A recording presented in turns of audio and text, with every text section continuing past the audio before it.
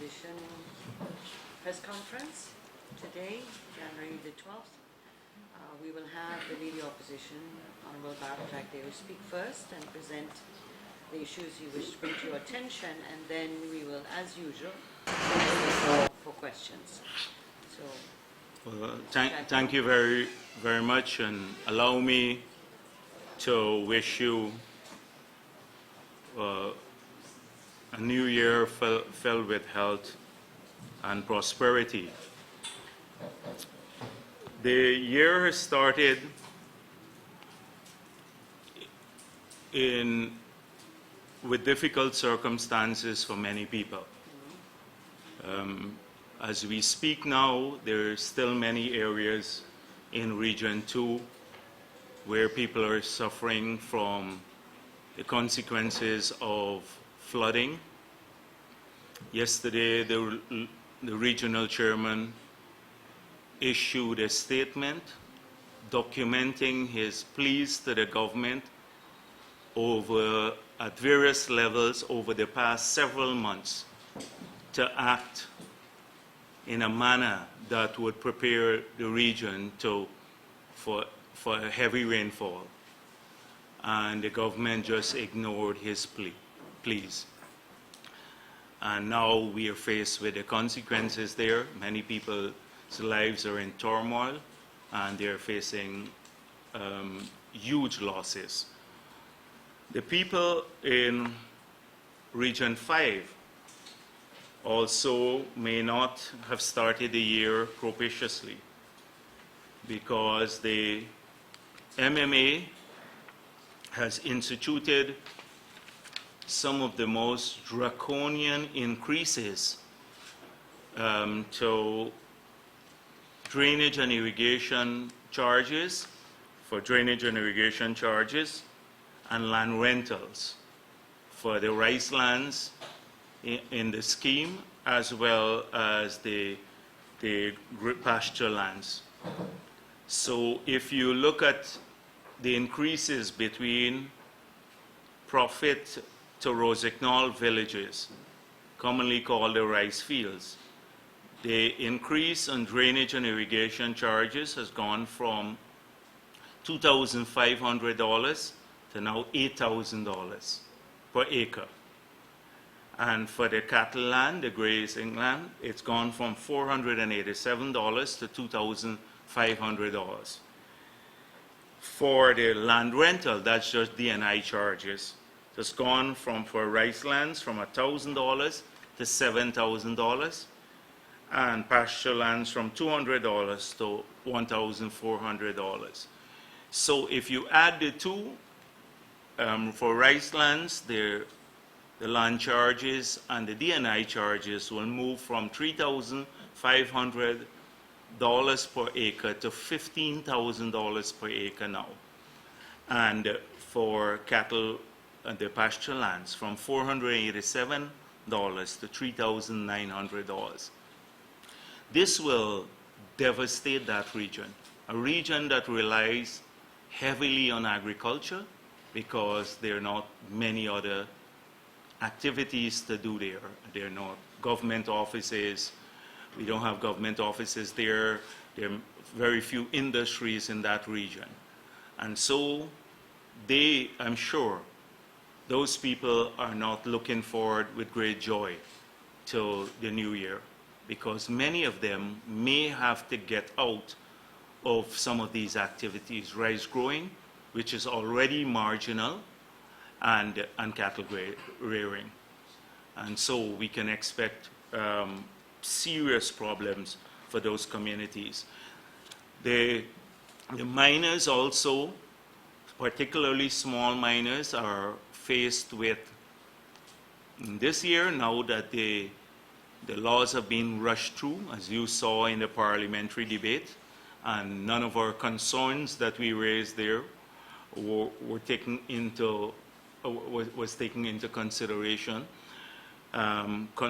We had suggested reduction of rates or removal of some of the proposed taxes by the minister, but the government was intransigent on that, and so now they will have to pay 100% increase in the tributors' taxes, 100%, moving from 10 to 20% of that's tributors' tax. So that's 100% increase. And many of those small miners will be now, small, medium-scale miners will now be subjected to the full personal income tax or corporate tax if they're incorporated. In the past, they had a 2% final tax that they paid. And if they don't keep records, they can go to jail for 6 months, many of those small miners. The loggers are not faced with a much better situation. I had word from a group in Kwakwani and Aichuni that they're faced with ruin. They have logs they can't sell. They don't have much more, any other source of employment there. So the situation is there in those areas too, Linden, Aichuni, Kwakwani. Many other groups have been coming to see me, talking to me about the situation. A group of businessmen came to see me to ask about the currency. And in spite of the assurances given by the government, the reality on the ground is there is a shortage. That's the reality. If people can't, the market is not clearing for one reason or another. It's either the banks are hoarding the currency, and if that is so, they should be identified which bank is doing so, or there is a shortage. There is a mismatch between supply and demand. And it's as simple as that. Once you have a queue, something is wrong there.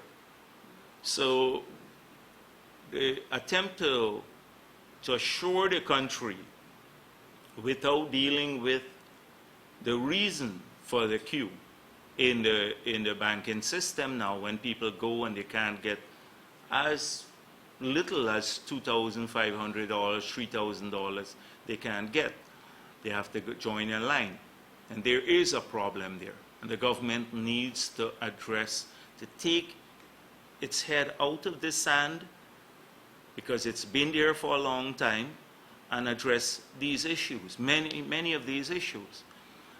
We have not yet seen the full pass-through of the large number of taxes that they have imposed in the last budget, and those will have a huge impact on cost of living and further disincentive to growth and development.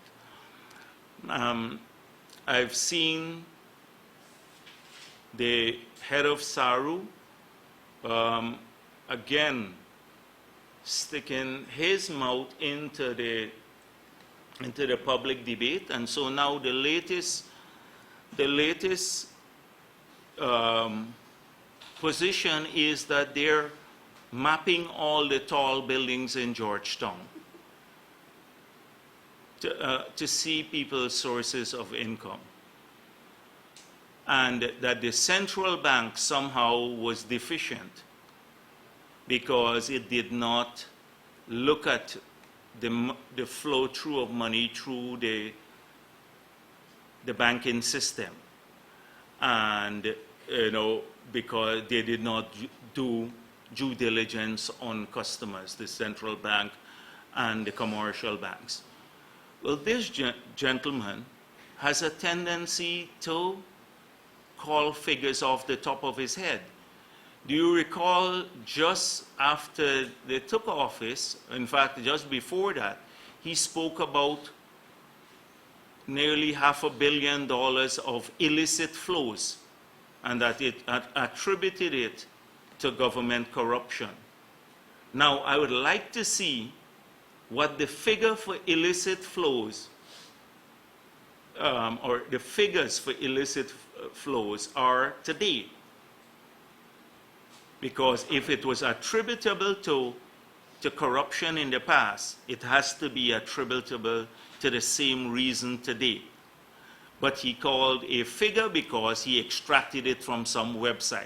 You'd recall the same gentleman speaking with Gulsaran about how 28 to 35% of the money for public procurement was stolen through procurement fraud. That runs into over $40 billion, given the size of our procurement budget. It's gone quiet on that. And now he's been talking about illegal money in our banking system. And somebody should ask him, have you quantified this? Or is it just you talking nonsense again? And the reason why I am so upset with this, the president needs to look at this, that these loose-mouthed people are damaging our economy. The business community and ordinary citizens operate on signals. If the entire government speaks as though it hates investments and investors, and if you put up a building, you'll be subjected to a whole range of scrutiny by the government. They're just going to withdraw. They're not going to invest. They're not going to are not going to have confidence in our economy. I hope that the president curbs all these people who are damaging the prospects for our economy. So what's the logic of a tall building? So assuming you have one 5-story building or 50 one-story building, what's the logic of this? And also he's going to map the one 5-story building that you have and you're subjected to investigation when another person has 50 properties around the city, but they're not tall buildings. There's no logic to it. And this was the person who was on the board of directors of Globe Trust when it collapsed. And if anything, when the central bank wrote the Globe Trust about the insolvency of that institution, they continued to take depositors' money, small people's money. He has no clue about managing the economy, and he's damaging the prospects for Guyana and for our people, the creation of jobs, income, and a future that we all would like to share, a future of increased prosperity. And I do hope that the president looks into this. I said it before. I said that sometimes you can get everything right, but if the signals are wrong about your intent, then people act on signals. And investors do so as well as ordinary citizens. And so I don't have much hope that they would listen because of the arrogance of some of these people, some of them in government. They don't listen to the concerns of ordinary people. They wouldn't walk around the markets anymore. They used to when they were campaigning. No longer walk around the markets anymore and listen to the concerns of ordinary people. So I do not want to spend much more time on the economy, but from all I've seen, we're in for a rough year. We're in for a rough year. And people, they will be taking in taxes close to $40 billion more out of our pockets, the people of this country. Secondly, in relation to the appointment of the chairman of GECOM, I've been very cautious about commenting in the public or in joining the public debate on this issue, because I thought that some of the confusion and the noise, the extraneous issues that have surrounded this matter could have been avoided had we dealt with each other in a more professional manner. So I learned of the president's view from a media brunch that he had when he explained his position to the media without even informing me about the list, his list.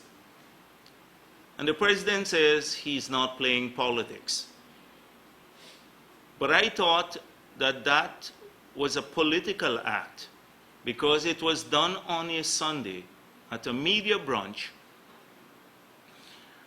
and he knew that by the time we got around to addressing the issue, because I could not have addressed the issue until I had formal notification from him, that an impression would be created that somehow my list that I submitted to him did not meet the constitutional requirements. And if you look at media stories as well as the online comments, these will substantiate my view that many people, after listening to the president on this Sunday, by the time I got around to responding to the issue, being formally notified and responding to the issue, they had already created some truths in their mind, some impressions about the issue. So I've been trying to address some of these, talking to people. But I want to do so again here today because let's start with the Constitution, because I've seen this mentioned several times, particularly online. There is a whole deal of confusion about whether the fit and proper section of that Constitution, of our current Constitution, was deleted or is still in the Constitution. And these are people who are smart people, but they're being totally confused. So I want you to refer to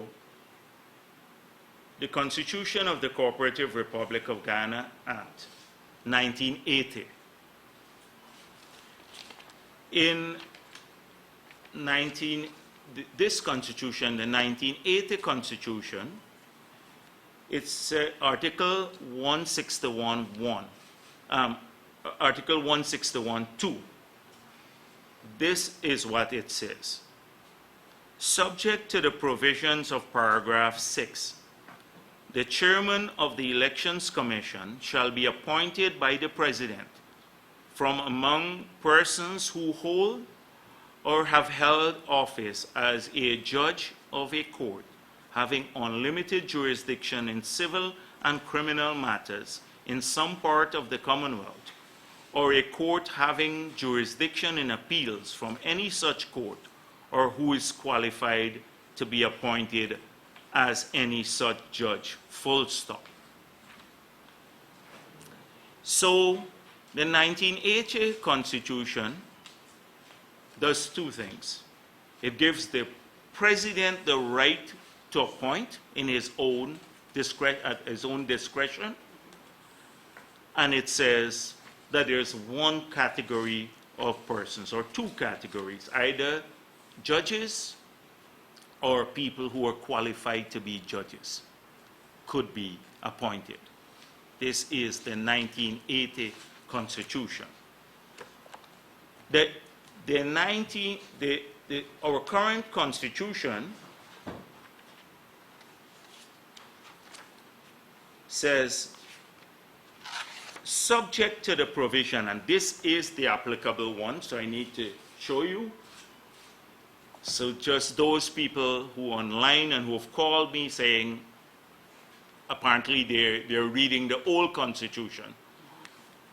That this one says, subject to the provisions of paragraph 4, the chairman of the Elections Commission shall be a person who holds or who has held office as a judge of a court having unlimited jurisdiction in civil and criminal matters in some part of the Commonwealth, or a court having jurisdiction in appeals from any such court, or who is qualified to be appointed as any such judge, or any other fit and proper person to be appointed by the President from a list of 6 persons not unacceptable to the President submitted by the leader of the opposition.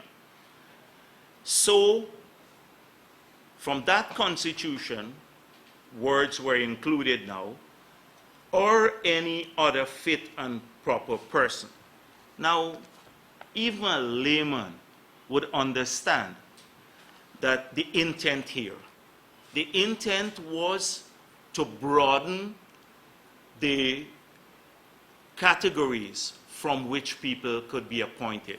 So the old Constitution said only these categories appointed by the President at his sole discretion. The new one now adds in the fit and proper definition. It extends it. Clearly, this is clear to me, because the President says he is clear, the Constitution is clear. But this is quite clear to me too. So we have a different view that outside of judges or people qualified to be appointed judges, others can be appointed to the post. Now, practice will also show that this definition was understood, or this article was understood in the manner I just described by several of the originators of lists, particularly Mr. Hoyt. Mr. Desmond Hoyt submitted 4, and he was a senior counsel. Desmond Hoyt submitted 4 lists in 94, 97, 2001, and 2002. And as we have seen, there are several people on those lists who are not judges, or do not have the, or who are not judges, or did not have the qualification to be judges. In fact, the names that came out, or who were selected from the list submitted by Mr. Hoyt, were Hopkinson, Dudnat Singh, he had the requisite qualification, Joe Singh, Steve Surjbali. If the President is saying, I think this is a huge embarrassment of Mr. Desmond Hoyt to say that he, as a senior counsel, that he did not understand the Constitution. He did not understand this particular provision of the Constitution. And now the President, with all due respect, a good historian, better understands the Constitution, or this provision of the Constitution, than Mr. Desmond Hoyt, senior counsel.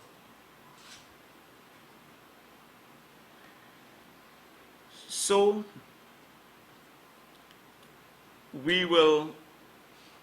let's go back now. Now that we are clear that the Constitution, the current Constitution, provides, as far as we are concerned, for a list list of people who are not necessarily judges or qualified to be judges, that they have a right to be submitted. And we submitted our list in accordance with that interpretation of the Constitution. So the list that I sent that has these names on them, we believe that that list is in accordance with the Constitution. I've seen Chronicle and the others saying I misread the Constitution and did not submit the list in accordance with the Constitution. That's our interpretation. It's borne by history, borne out by history, as well as that interpretation I gave you, the clear intent that when the amendment was made from the 1980 Constitution to the current one. So that's clear. The president said he is not playing politics. So if we have a difference of views, he's yet to define, the president is yet to tell me clearly, because what he said at the media brunch implied that he was sticking narrowly to that definition, the old definition in the old Constitution, or the old article in the old Constitution. But in his letter to me, his letter said the names do not seem to conform with Article 161(2) of the Constitution. So that is why I have sought clarity. If he said they did not seem to conform, then I need from the president clarity about why they did not seem to conform. Is it because of what he said at the media brunch, which implied that he was going with the old Constitution, or is there any other reason why these names do not seem to conform? Because these are 6 eminently qualified people. We would release, with their permission, if we can get that, their CVs. And you will see that these are people we believe who can, every single one of them in their own right, can be good, impartial chairpersons of GECOM, or chairperson of GECOM. So we've written seeking clarity. I have also asked for an urgent meeting. I noticed the president saying that they are going to give clarity, that it has entered into the legal realms now. It was always in the legal realm. But I sought a meeting because I thought that the president would then benefit from another view, another legal view, apart from the one that he may be getting from his Attorney General, who has given flawed advice on many, many occasions. And so I thought that if we had that meeting and the president heard the other arguments and can review the history, that he will conclude that the view that he expressed publicly on this matter, that it may not be correct. And just assuming after hearing us, he still holds to that view, and since he is not playing politics, since the president is not playing politics, and he wants to find a way forward, he will have to, I'm sure he understands that he can't be the person who interprets the Constitution, that the courts interpret our Constitution and our laws. Our courts do that, not the president. He is part of the executive.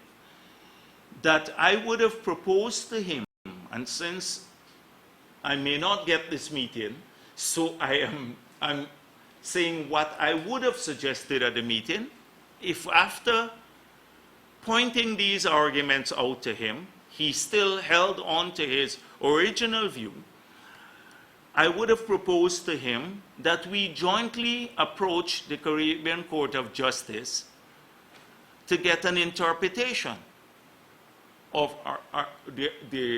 this Article 161(2) of our Constitution. So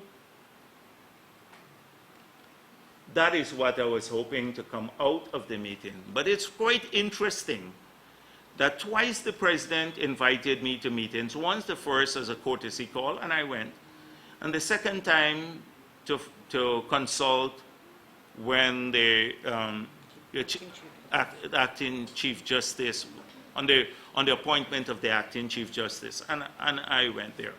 That in almost 2 years, I've never requested a meeting of the president. And I've now requested a meeting to deal with personal issues, a matter that is so important for our country. And he does not want to meet on the matter. And this is the president that speaks about, comes to Parliament and tells us in every one of his speeches that we must work together. We must seek a greater understanding, collaboration, and speaks about social cohesion. So I believe the president is playing politics. He is playing politics here. And so that is my view on the matter. If you look again, because there is another view on the matter about whether the president can appoint unilaterally, because the Attorney General has on numerous occasions, I've seen him, it is entirely at the discretion of the president. The Constitution gives him that power to determine who is a fit and proper person. And that sort of thing. And then he says that the president can, he's the decision maker. So implying that he could look then further, of course, at all material times he acts in his own deliberate judgment. All of these implying that they have a view that at some point in time, if this matter persists, that the president can, at his own discretion, appoint a chairman of GECOM.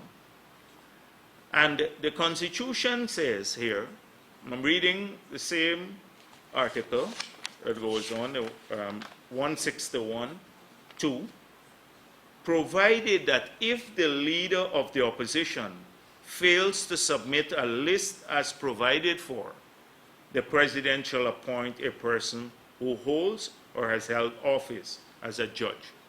So if I failed to submit a list, now the thing is that we have submitted the list. This was designed, I think, to ensure that you can move forward just in case one party decides not to participate in the process. Because we have seen that happening from time to time, and you couldn't have an institution like GECOM without a chairman if one party refused to participate. So that was designed for that purpose. And so the president has written to us about another list. At this point in time, I'm seeking clarification from him that he promised to give. We may agree with the clarifications, we may find that, or we may not. And at that point in time, we will then decide. I will still be seeking the meeting with the president, and then we will decide how to proceed on the matter.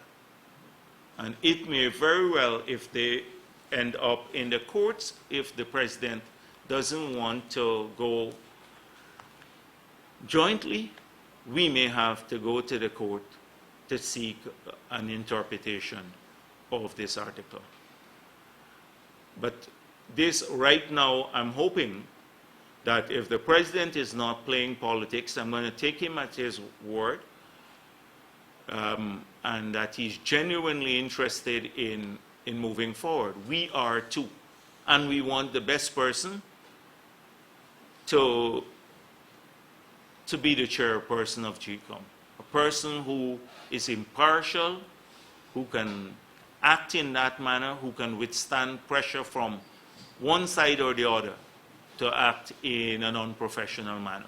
I think that the current names that I've submitted all bear that hallmark. I will stop here at this time. Thank you very much. Thank you very much, Mr. Jagdeo. I think that this is our first press conference for 2017, although there have been press statements that have been issued from the Leader Opposition Office. This is our first actual press conference for the year, and therefore there are a lot of issues that have been raised, and so we'll open the floor for discussions. As usual, normal protocols obtain, and that is your name and the agency you're representing. And I'll be like the speaker. If I see you, who I see first. Okay?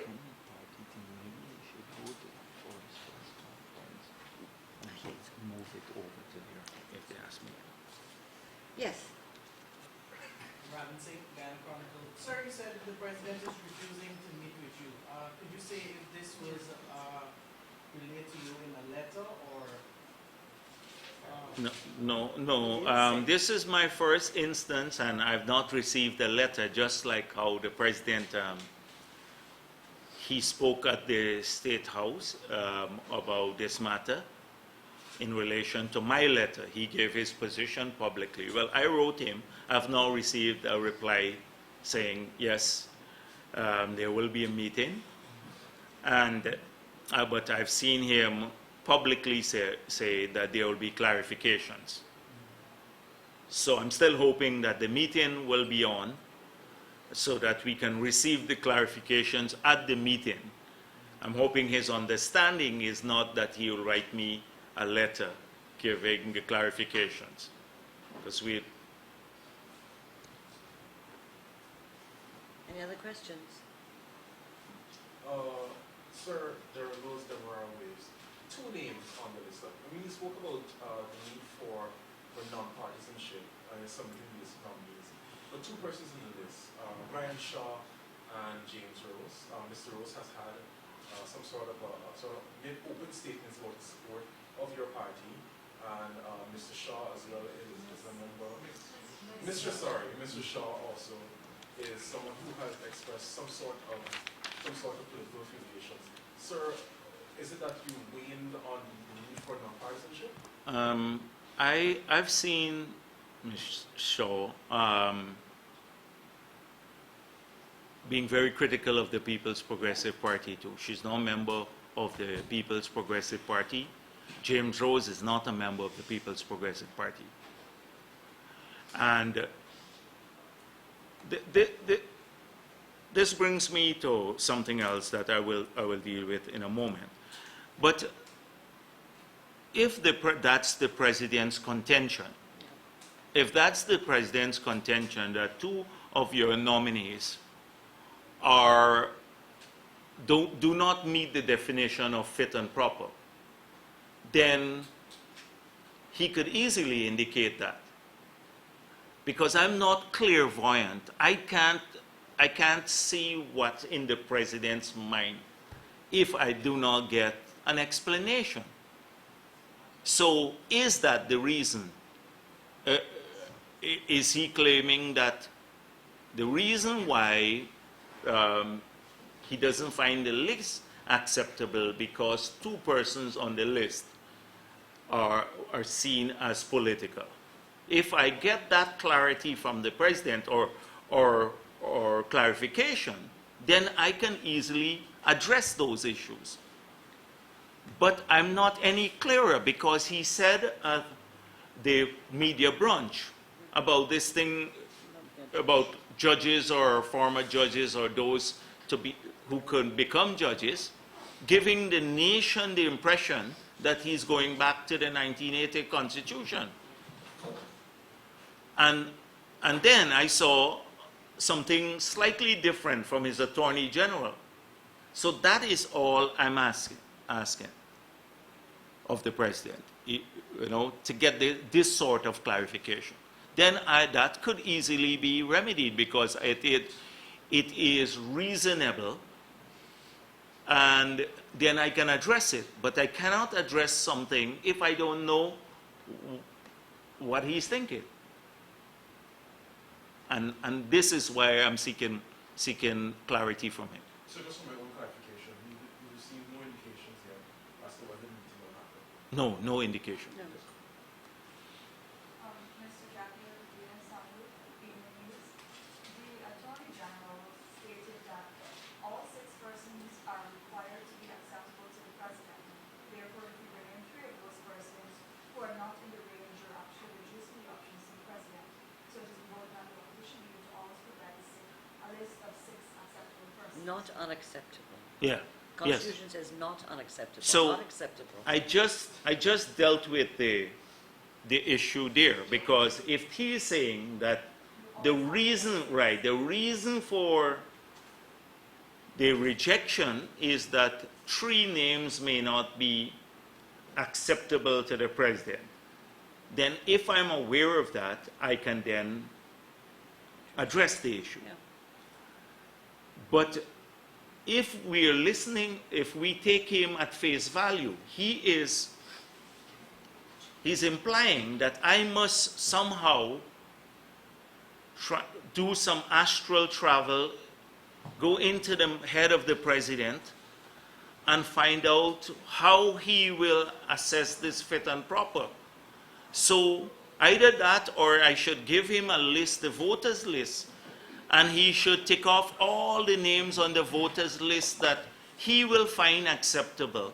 And then I will select from, or fit and proper, and then I will select from one of those names on the voters list. This is our Attorney General. Good afternoon, Citizen Court. Does the party have any indication of what Mr. Serge current position right now is, given that there was an indication that he resigned at the end of November? No, I don't know. I don't know. Can you say what action the Remember, party he will signed take on if December the 29th. President moves ahead to unilaterally appoint the GECOM chairman? We'll deal with that. The president has said he is interested in engaging. He doesn't want to play politics with this issue, and I applaud him for this. Let's hold him to his own words. And I hope that through the process of engagement, that we will reach a solution that is acceptable to all the parties, because that was the purpose of the Carter formula. 3 from the government, 3 from the opposition, and a chairman selected in a process, through a process that gives comfort to both parties.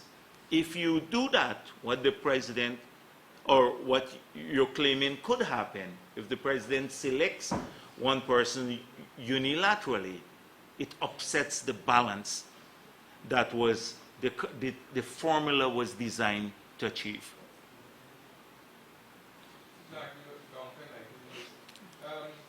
I know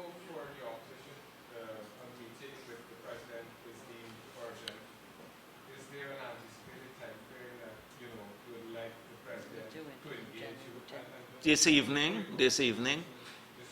Yes, whenever. All right, and He stands ready. Huh? Do you think it's time that the Carter formula be reviewed? This, I gather that there is, well, with Nagamutu, you're never sure. I must insert that. But that there is a process for constitutional reform that would be initiated. They set aside a lot of money. We hope the money is not like, doesn't go on food and travel alone, but there'd be real consultations. And that issue can come up there and be debated. We will participate in the debate. But right now,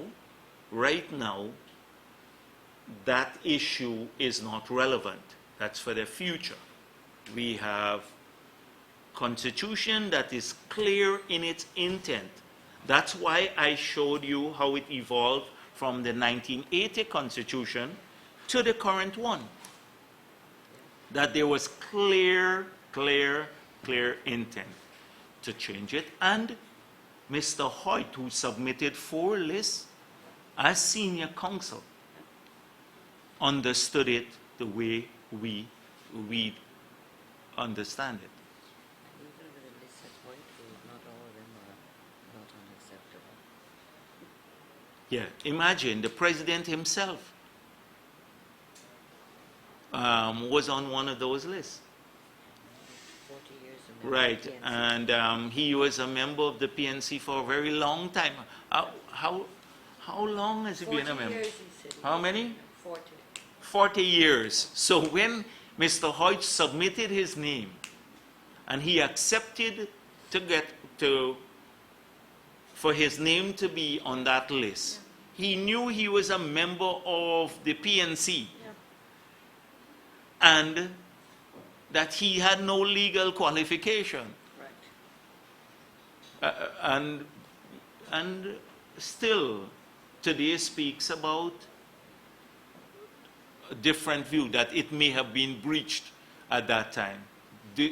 So did he participate willingly in an exercise that breached the Constitution?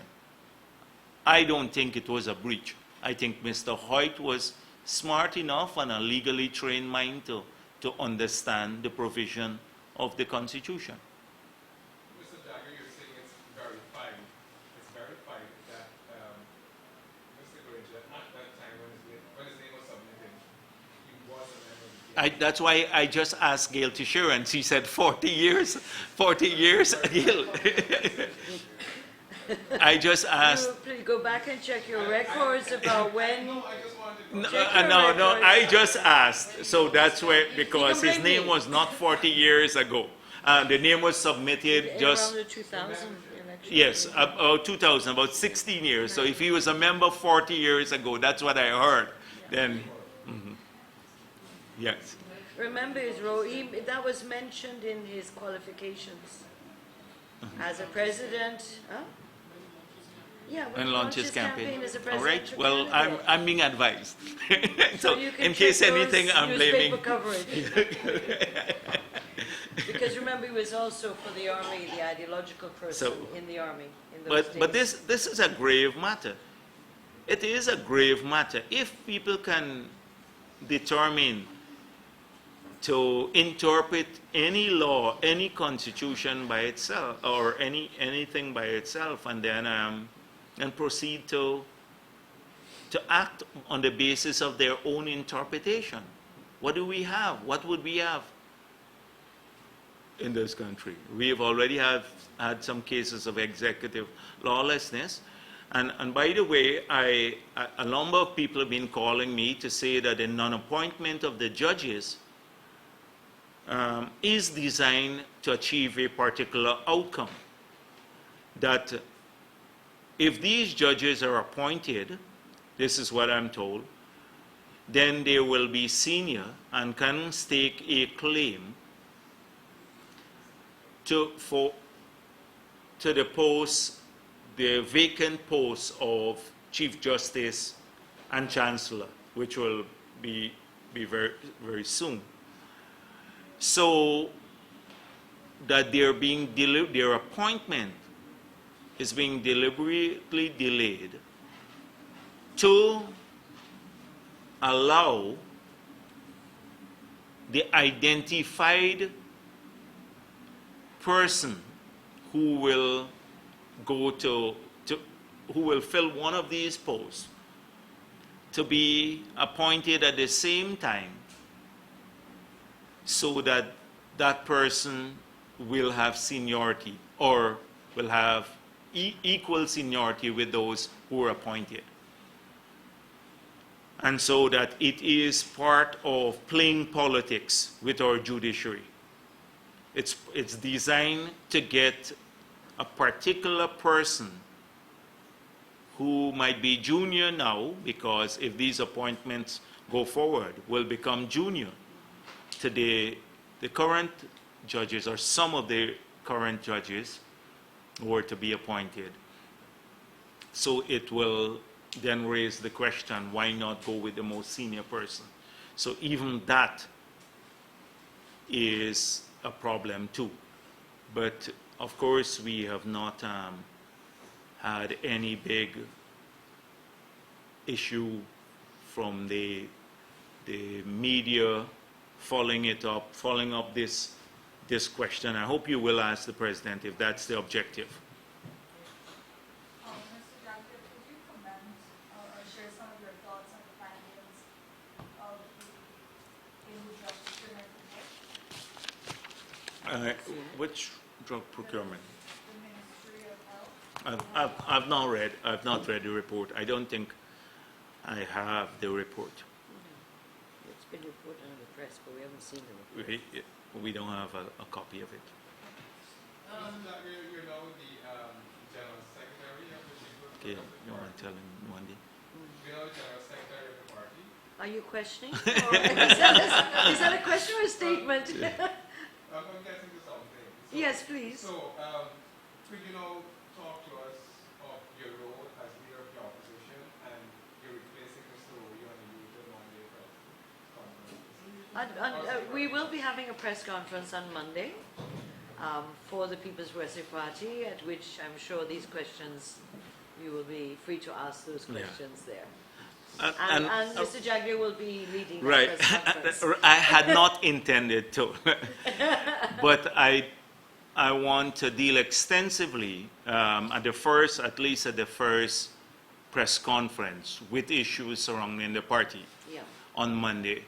So I will attend that press conference, but I will not be holding a press conference as General Secretary every Monday. That is, the party will have a press conference, but I will not be the presenter there on many occasions.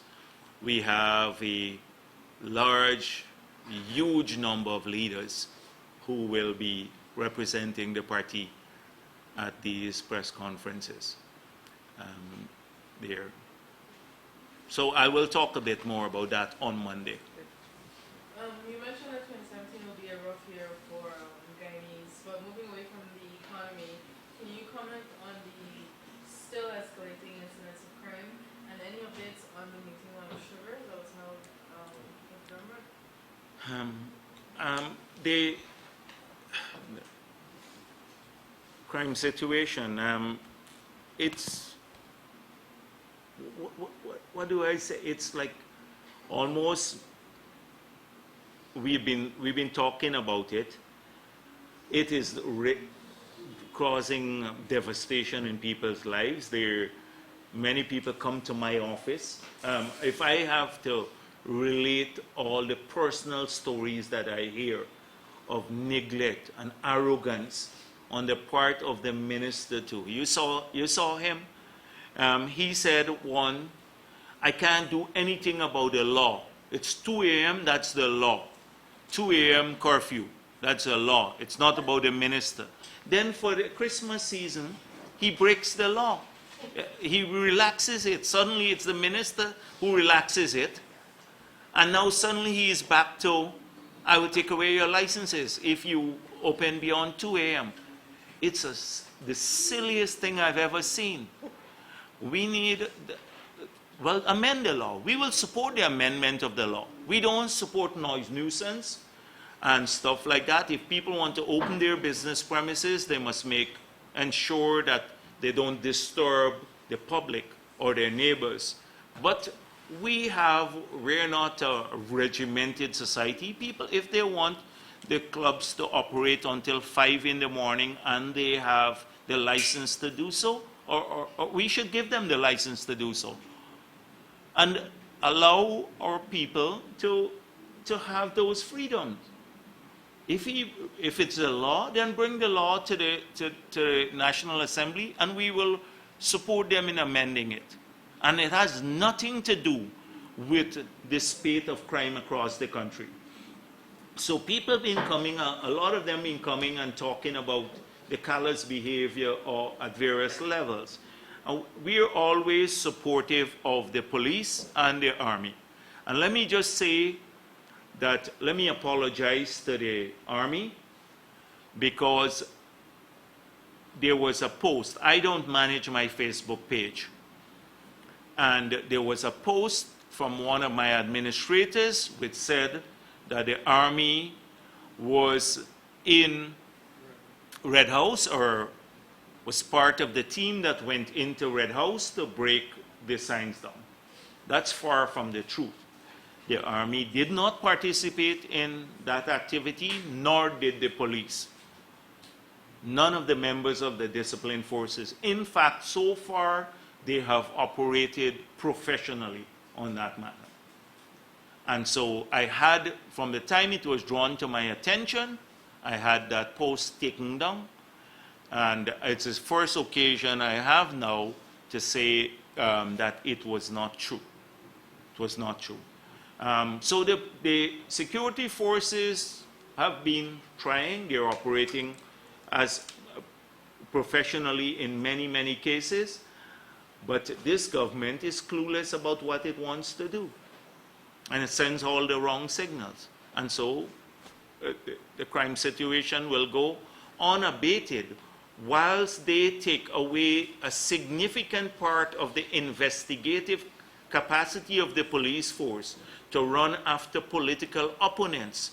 So up to today's paper, I saw Soku saying that they have not been able to get through this large number of cases. But why? They were set up to go after money laundering, drug trafficking, etc., to be a supportive arm of the FIU. But they have now been redirected to go after political opponents. So a significant part of the government's capability, imagine they have put in the Attorney General's chambers illegally $100 million to pay special prosecutors to go after political opponents. And they can't even find and pay proper prosecutors to go after murderers and criminals and people, rapists, etc., people who steal from others. They can't find money to do that. It shows where they're heading, that it's all about politics. They're shifting the focus of the security forces to go after political opponents. And so this year, I expect that they will, as they get more desperate, as the economy tanks, as they lose support across the country, including in their own base, they are going to get more repressive and lash out, and I expect more actions against politicians. But we're prepared for it. We're prepared for it. And I know it is a big concern of this country about the signals they're hearing about rigged elections, because that's a fear of many people. They believe that given the PNC's history and that a significant part of the actors of the past are in the current government, that there will be a concerted attempt and a sophisticated attempt to rig the next elections. And so let me assure them that this party, the People's Progressive Party, one of its primary focuses will be on that issue. And so we are already working internationally. We will be doing a lot of work internationally to get international eyes on Guyana. Secondly, we are going to expose any attempt to tamper with the process. We have concerns about Felix, and we have expressed those already about the birth certificates, about the potential possibility of tampering there. We have concerns about GECOM and the machinery there, headed by Lowenfield, who has acted partisan, in a partisan manner in this case, in the petition that we have. And so we are going to look at anything that's coming out of the continuous registration to see that it's not being tampered with, nor the list that is there, that it's not being tampered with. We are aware that a few people have gone underground, missing. You don't see them. I don't want to call their names, from Apnu camp. And that they are busy working on issues. So we're going to look at all of those matters. So don't think we're walking. I want to assure the country, do not think that we are now aware of the concerns of the populace, or we are going to just lie down, roll over, and give up. We are going to look at every single issue that they may attempt to use in falsifying the results of the next election. Mr. Jagdeo, has Red House been vacated? Has Red House been vacated? No. As far as I know, Red House has not been vacated. The board had a meeting on Tuesday. And so I hope that, because there is a difference between the People's Progressive Party, and many people believe that the People's Progressive Party own the Red House. We have given solidarity and support to the Red House board and to that research institute. Solidarity. It so happens that some of the members of our leadership are members of the board, but you do have people who are not members of the party who are on the board too. You do have people. So that's one. But Chedi Jagan's legacy is a national treasure. Is a national treasure. And I heard the president speak about how he had discussions with the People's Progressive Party for other presidents being involved here. The president never had any discussion with the People's Progressive Party about this matter. Never. What a person from the government did they ever consult with the board on that? That is for the board to answer, but they have never discussed this matter. He said in his media brunch that he has had discussions with the People's Progressive Party, that the government has had discussions with the PPP. They've never had any discussion with the People's Progressive Party, the government. But why do they want? They have so many other facilities that they can use for other presidents in this country that we will willingly support if they want something for Burnham. Then why not just do it? Why not just do it? Why do you have to take away from the Chedi Jagan's legacy? Why not just add? And particularly how we treated, how the People's Progressive Party treated former presidents, especially the leaders who were there in the pre-independence era. I've been on record before saying how we treated their family. 5 acres of land in the city freehold title in the garden without them paying a cent. that they got freehold. They turned around and sold this at a huge sum of money and benefited from it. In this case, even the lease was 5 cents or 10 cents per year. The property remained that of the state. Yeah. There was no attempt to take the property away from the state. Contrast the two. In this case, we handed over 5 acres of prime land in the city to the Burnham family and with a transport to the land. Here, in this case, we just leased, or when I say we, I mean the Red House Board, leased the property, but it remained the property of the state.